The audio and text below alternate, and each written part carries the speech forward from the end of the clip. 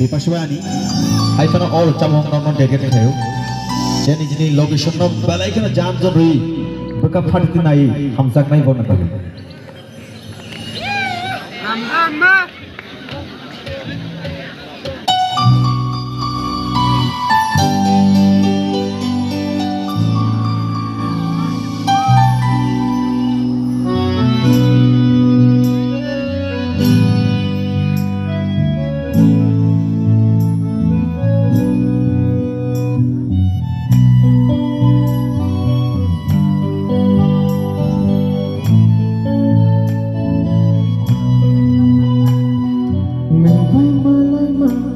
Bishid yakho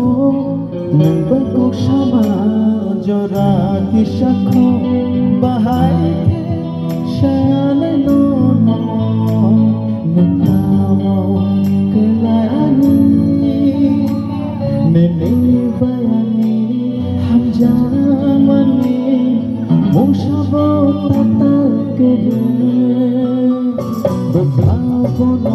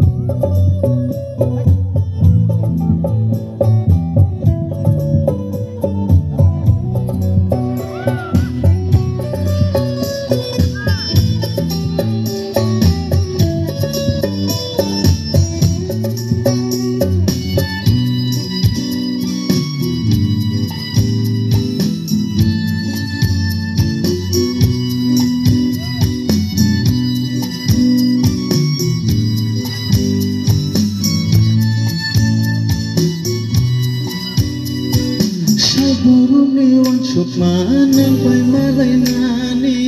shikala boyar neng bai ko bonai tong nani mohai na kuna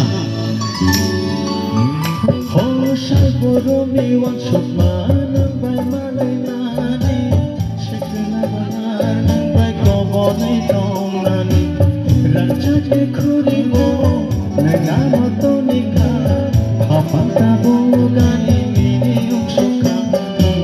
Raja kuri wo nengano to nikha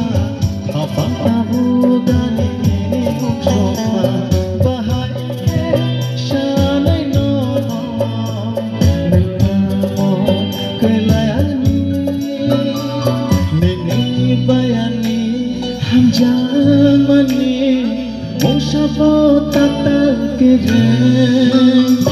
betabo nama